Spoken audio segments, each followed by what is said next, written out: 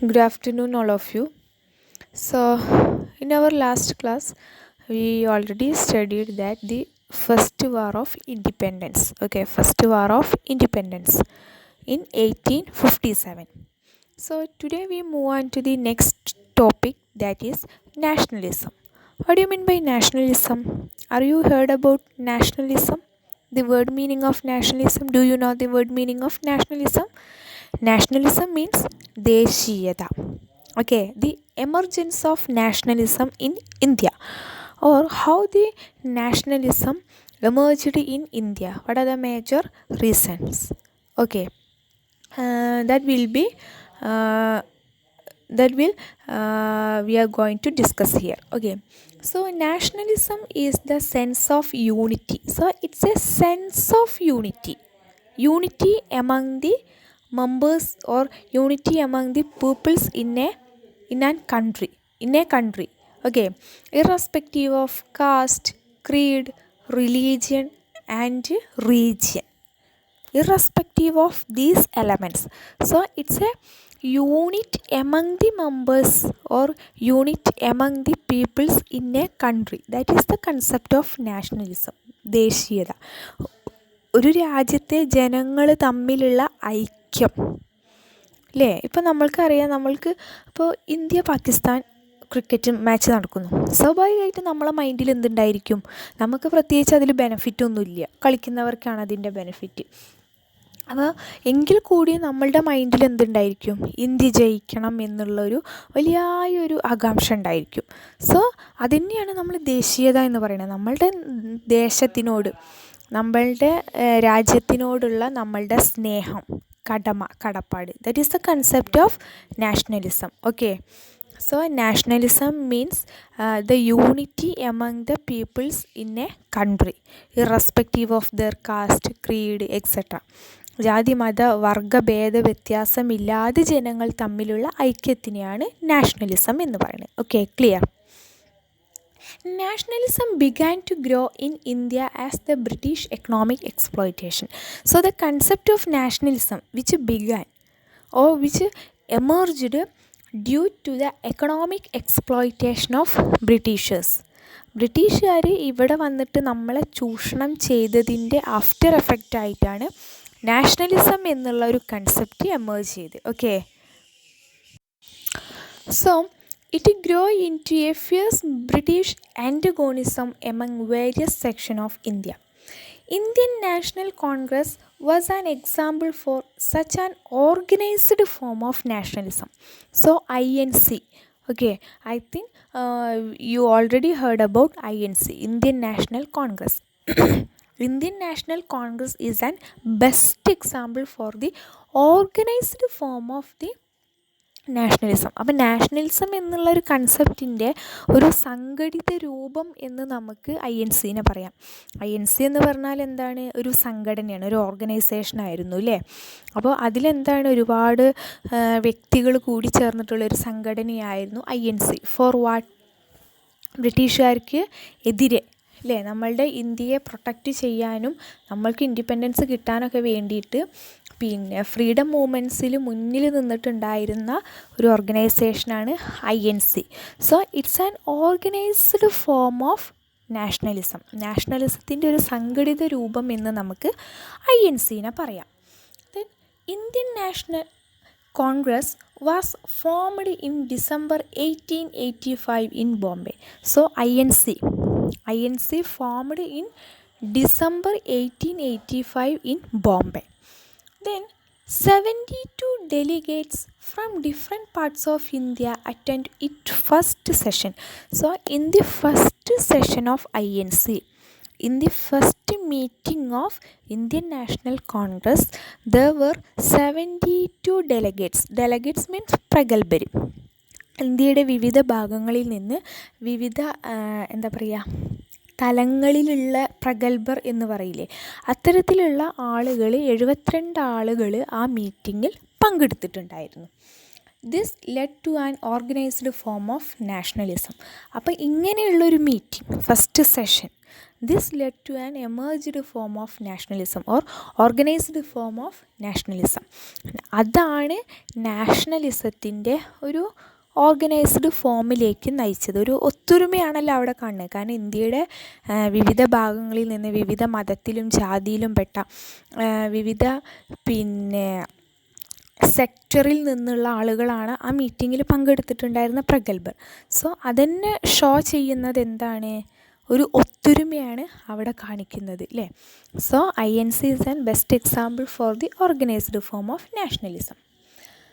The Indian National Congress led the anti-British struggle from 1885 till India attained independence in 1947. So from its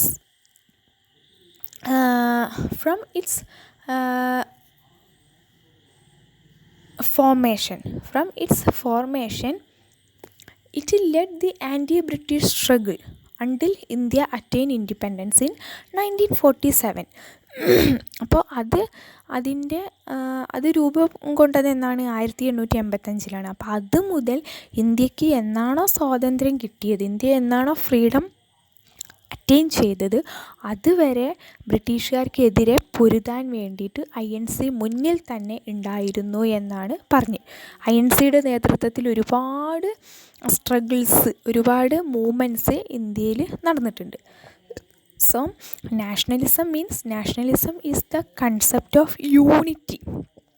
unity among the peoples in a country. ഒരു രാജ്യത്തുള്ള ജനങ്ങളുടെ ഐക്യം, irrespective of their caste, religion, language, religion, creed, etcetera. Okay, so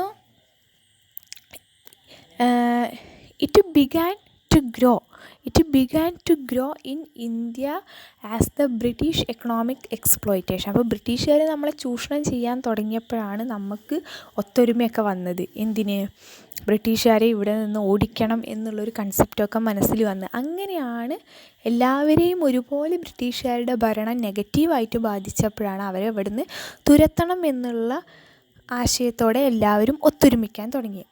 Then INC is an best example for the organized form of nationalism, and INC formed in 1885 December in Bombay.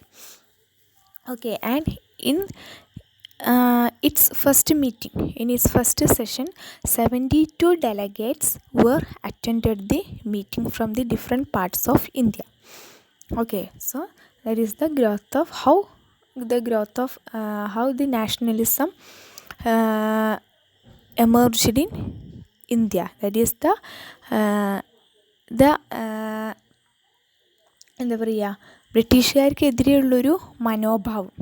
അതാണ് പിന്നെ nationalism ഇന്ത്യയിൽ വളരാനുണ്ടായ സാഹചര്യം എന്ന് പറയുന്നത്. Okay, then Dadabhai Navroji. You already studied about Dadabhai Navroji and his drain theory in your 8th standard. Okay, so Dadabhai Navroji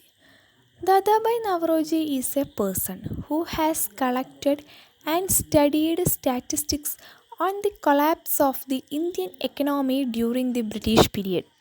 So what he done? He studied about what?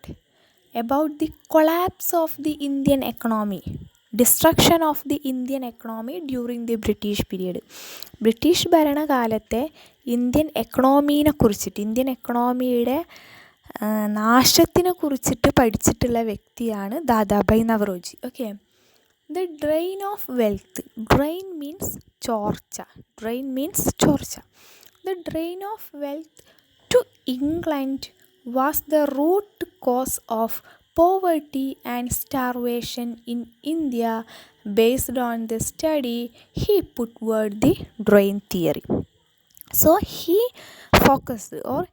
said that the main reason of India's poverty during British rule, the major reason of India's poverty and starvation, ഇന്ത്യയിൽ പട്ടിണിയും ദാരിദ്ര്യവും ഉണ്ടാവാനുള്ള പ്രധാനപ്പെട്ട കാരണം എന്താണ്? That was the drain of wealth from India to England. ഇന്ത്യയിൽ നിന്ന് ഇംഗ്ലണ്ടിലേക്ക് സമ്പത്ത് ചോർന്നു പോകുന്നത് കൊണ്ടാണ് പിന്നെ ഇന്ത്യയിൽ പട്ടിണിയും ദാരിദ്ര്യവും ഉണ്ടായത് എന്നാണ് പറഞ്ഞത്. സ്വാഭാവികമായിട്ടും സത്യമല്ലേ. അവർ ഇവിടുന്ന് എന്താണ് നമ്മളെ തീറ്റിപ്പോറ്റാനൊന്നുമല്ല വന്നത്. ഇവിടെയുള്ള നമ്മളുടെ സമ്പത്ത് മുഴുവൻ കൊള്ളയടിക്കാനാണ് ബ്രിട്ടീഷുകാർ നമ്മളെയും മറ്റും ഉപയോഗിച്ചത്. അവരിവിടെ നിന്നത് അതിന് വേണ്ടിയിട്ടാണ്. So he put forward the drain theory. അപ്പോൾ ഡ്രെയിൻ തിയറി എന്ന് പറഞ്ഞ അദ്ദേഹത്തിൻ്റെ തിയറിയിലൂടെ അദ്ദേഹം ഫോക്കസ് ചെയ്തത് എന്താണ്? The British exploitation, how they exploit in India's economy. ഇന്ത്യയുടെ എക്കണോമി എങ്ങനെയാണ് അവർ എക്സ്പ്ലോയിറ്റ് ചെയ്തത് എന്നുള്ള കാര്യമാണ് അദ്ദേഹത്തിൻ്റെ തിയറിയിലൂടെ പറഞ്ഞത്. And said that how did the Indian wealth flow to Britain. How, ഏതെല്ലാം വഴിയിലൂടെ, എങ്ങനെയാണ് ഇന്ത്യയിൽ നിന്ന് ബ്രിട്ടനിലേക്ക് വെൽത്ത് പോയത് എന്നുമാണ് അദ്ദേഹം ഡ്രെയിൻ തിയറിയിലൂടെ മുന്നോട്ട് വെച്ച്. ഓക്കെ, ഡ്രെയിൻ തിയറി നമുക്ക് കാണാൻ പറ്റുന്നത് അദ്ദേഹത്തിൻ്റെ ബുക്കായിട്ടുള്ള poverty and unBritish rule in India. ആ ബുക്കിലാണ് ഡ്രെയിൻ തിയറീനെ കുറിച്ചിട്ട് എഴുതിയിട്ടുള്ളത്. ഓക്കെ, ഈ കാര്യങ്ങളെക്കുറിച്ച് എഴുതിയിട്ടുള്ളത് poverty and unBritish rule in India. Okay, that's the name of his book. Don't forget. Okay, poverty and un-British rule in India. Okay, then according to Dadabhai Navroji, how did India's wealth flow to Britain? അപ്പോൾ എങ്ങനെയൊക്കെയാണ് ഇന്ത്യയിൽ നിന്ന് wealth ബ്രിട്ടനിലേക്ക് പോയത്? First one, export of Indian raw material. First one, they export the raw materials from India. Then salary and pension to the British officers in India. ഇന്ത്യയിലുള്ള British ഭരണാധികാരികൾ, British ഓഫീസേഴ്സിന് high സാലറിയും ഹൈ പെൻഷനുമാണ് കൊടുത്തത്.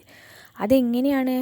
ഈ പാവപ്പെട്ട കർഷകരെയും ക്രാഫ്റ്റ്മാനെയൊക്കെ അവരുടെയൊക്കെ മുകളിൽ ചുമത്തിയിട്ടുള്ള ഹൈ ടാക്സ്, അല്ലേ, കടുത്ത നികുതി ഭാരമായിരുന്നു ഈ പാവപ്പെട്ട ജനങ്ങൾക്കുണ്ടായിരുന്നത്. അപ്പോൾ അങ്ങനെ പൈസ നേടിയിട്ടാണ് അവർ ഈ ബ്രിട്ടീഷ് ഓഫീസേഴ്സിനൊക്കെ നല്ല സാലറി കൊടുത്തിട്ടുള്ളത്. That is the second reason. Then third one, profit gained through the sale of the British product in India. നമ്മൾ ഇന്ത്യയിൽ നിന്ന് റോ മെറ്റീരിയൽ ഇവിടുന്ന് അങ്ങോട്ട് എക്സ്പോർട്ട് ചെയ്തു. അത് ഫിനിഷ്ഡ് ഗുഡ് ആക്കിയിട്ട് അവരെന്ത് ചെയ്തു? തിരിച്ച് ഇന്ത്യയിൽ തന്നെ ഹൈ പ്രൈസിന് വിറ്റു. അതാണ് third one. Then tax from India. These are the major ways which Indian wealth drained to England. ഈ ഒരു 4 വിധത്തിലൂടെയാണ് ഇന്ത്യയുടെ സമ്പത്ത് ബ്രിട്ടനിലേക്ക് ചോർന്നു പോയിട്ടുള്ളത് എന്നാണ് ദാദാഭായ് നവറോജി ഫോക്കസ് ചെയ്തത്. So Dadabhai Naoroji he focused on the study of how Indian wealth would drained to British. Okay, he focused on his study in his book Poverty and Un-British Rule in India. Okay, ആ ഒരു ബുക്കിലാണ് drain തിയറീനെ കുറിച്ചിട്ട് അദ്ദേഹം എഴുതിയിട്ടുള്ളത്. So drain theory question വരാറുണ്ട്. അതേപോലെ തന്നെ what you mean by drain theory and how did the Indian wealth flow to British. Drain theory ചോദിച്ചാൽ തന്നെ നിങ്ങൾ ഈ 2 സ്ലൈഡിലുള്ള കാര്യങ്ങളാണ് എഴുതേണ്ടത്. Okay, understand. Then next one, the leaders who exposed the public how British exploitation impoverished India. അപ്പോൾ ദാദാഭായ് നവറോജി മാത്രമല്ല, വേറെയും കുറച്ച് ഇന്ത്യൻ ലീഡേഴ്സ് എന്ത് ചെയ്തിട്ടുണ്ട്? നമ്മളെ ജനങ്ങളെ ബോധവാന്മാരാക്കിയിട്ടുണ്ട്.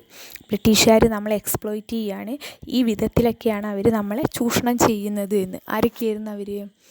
Ramesh Chandra Dutt, Gopalakrishna Gokhale and Dadabhai Naoroji are the major leaders. Okay, then what do you mean by economic nationalism? We just now we discussed about the concept of nationalism.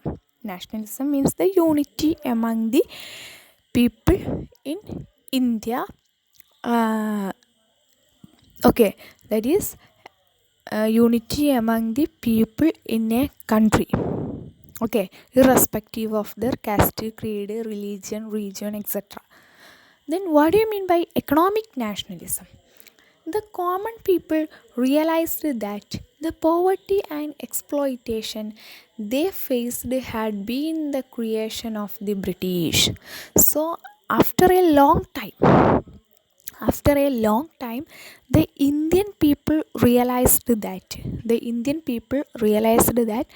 the Britishers what they do, they did or they exploit the Indian wealth, or they exploited the Indian economy. Okay, then it reinforced their anti-British attitude. അപ്പോൾ ഈ ഒരു സത്യം മനസ്സിലാക്കിയപ്പോഴാണ് ഒരു anti British attitude Indian ജനതയുടെ മൈൻഡിൽ വന്നിട്ടുള്ളത്. Okay, the public or the Indian people they were realized, അവർ തിരിച്ചറിഞ്ഞു എന്ത്, the truth. What was the truth? The poverty and exploitation they faced, അവരനുഭവിക്കുന്ന പട്ടിണിയും ദാരിദ്ര്യവും ഒക്കെ ആര് കാരണമാണ് എന്ന്, how been the creation of the ബ്രിട്ടീഷുകാർ കാരണമാണ് എന്ന് റിയലൈസ് ചെയ്തപ്പോഴാണ് ഒരു ആൻറ്റി ബ്രിട്ടീഷ് ആറ്റിറ്റ്യൂഡ് ഈ ജനങ്ങളിലൊക്കെ ഉണ്ടായിട്ടുള്ളത്. The nationalism growth out of such awareness is termed by some historians as economic nationalism. അപ്പോൾ ഇങ്ങനെ ഈ ബ്രിട്ടീഷ് വിരുദ്ധ മനോഭാവത്തിൽ ഇന്ത്യൻ ജനതയിലുണ്ടായിട്ടുള്ള ഐക്യം, അതിനെ ചില ഹിസ്റ്റോറിയൻസ് പിന്നെ ചരിത്രകാരന്മാർ എക്കണോമിക് നാഷണലിസം എന്ന് മെൻഷൻ ചെയ്തു. That is it. നമ്മൾ ഓൾറെഡി നാഷണലിസം എന്താണെന്ന് പറഞ്ഞില്ലേ, അപ്പോൾ ആ നാഷണലിസം തന്നെയാണ് സംഭവം, അല്ലാതെ വേറൊരു കൺസെപ്റ്റൊന്നുമല്ല. അപ്പോൾ അതിനെ ചില ഹിസ്റ്റോറിയൻസ്, ചില ചരിത്രകാരന്മാർ അതിനെ എന്തായിട്ട് വിശേഷിപ്പിച്ചു? എക്കണോമിക് നാഷണലിസം എന്ന്, സാമ്പത്തിക ദേശീയത എന്ന് വിശേഷിപ്പിച്ചു. That's it. Okay, so today we discussed about what do you mean by nationalism, then drain theory by Dadabhai Naoroji and economic nationalism. So I think all of you got these concepts. Okay, then read your textbook and also read your this slide very carefully, and then if you have any doubts please ask me. Okay, then all of you take your notes also.